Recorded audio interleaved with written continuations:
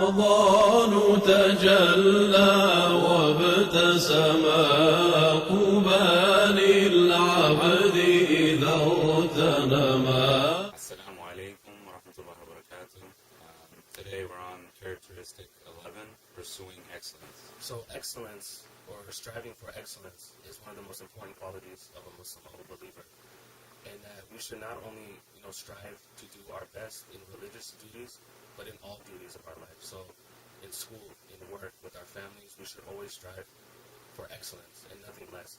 And this is the lesson that the Prophet ﷺ taught us when he said, إِنَّ اللَّهَ يُحِبُّ إِذَا عَمِلَ أَحَدَكُمْ عَمَلًا أَن يُتْقِنَهُ. So the Prophet ﷺ is telling us that Allah loves that if you do a job, that you perfect it, or that you at least give it your best effort. So subhanAllah, the Prophet Muhammad is telling us through this hadith that we have to put our best effort and give our ultimate 100%.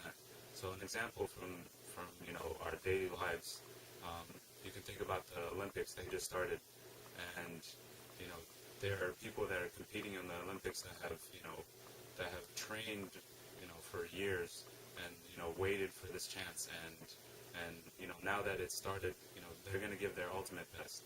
They're going to give 110%. So when somebody like Usain Bolt is he's racing, his ultimate goal is he's trying to break the record that he had before. And this is the exact example of this hadith that the Prophet ﷺ was telling us, that you have to give your ultimate best. And so the scholars, they actually give us some qualities of excellence, and they list out some qualities. And just a couple of these qualities is that, number one, when you start doing something, when you do anything, you put all your effort into it. And so, sometimes we can skate by in life doing 40%, 50%, and that'll get us through. But to have this quality of excellence, you got to make sure that you put 100% effort into it, even if it's something that we can skate by on. And this is the first quality, or the first quality of excellence. The second is that we see things through. Sometimes we can get frustrated, sometimes things can get difficult, and we just leave things, in the middle. But this isn't the quality of excellence. Rather, if we start something, we should make sure that we see it through by getting the help that we need. If we can't find any help, that we set more realistic goals. And there's always something that we can do in that sense, but we always make sure that we see it through. And the third is just constantly improving yourself.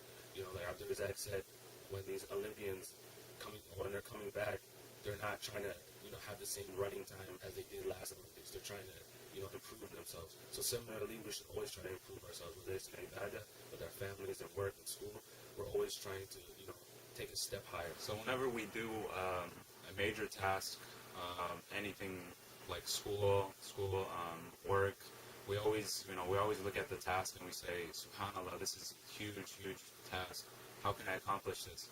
But when we think about the reward that Allah promises, that when we perfect our actions and we do our best, it should make the task seem doable and easy and accomplishable. And subhanallah, in Surah Yunus, chapter 10, verse 26, Allah is reminding us. And Allah subhanahu wa ta'ala says, أعوذ بالله من الشيطان الرجيم بسم الله الرحمن الرحيم للذين أحسنوا الحسنى وزيادة. So Allah is saying, for them who have done good is the best reward and extra. So, you perfect your actions and you get the best reward and extra. And subhanAllah, reading the commentary on this by Ibn Kathir, rahimahullah, when he's commenting on this ayah, he mentions that the extra that Allah subhanahu wa ta'ala is mentioning in this ayah is actually seeing the face of Allah subhanahu wa ta'ala.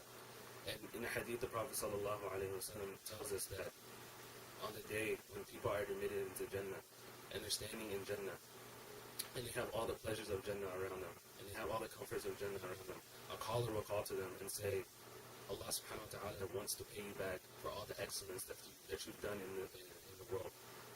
And so subhanAllah, the people of Jannah, seeing all this, all this comfort, all these pleasures of Jannah around them, will say, Allah subhanahu wa ta'ala saved us from, the humiliation of the Day of Judgment. He entered us into Jannah. How could he give us any more than this? And that's when Allah subhanahu wa ta'ala will lift the hijab, the veil between him and his creation, and the people will see Allah subhanahu wa ta'ala. And the Prophet sallallahu alayhi wa sallam says that this will make them forget all the pleasures of Jannah, and this is the most pleasurable thing of Jannah. So this is the reward that Allah subhanahu wa ta'ala is telling us about. So to help you get through Ramadan each and every day, check out the Master Arizona page to get your Daily dose. So to help you get through Ramadan each and every day, check out the Master Arizona page to get your daily. To get your. So to help you get through Ramadan each and every day, check out the Master Arizona page to help. Come on. This is exactly how they do it. Like, I don't think it takes this amount. take 20. Okay. You realize, you know, the fruits of it, and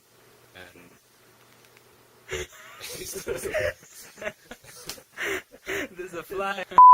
so I got it. You really got it. Oh, it's still alive.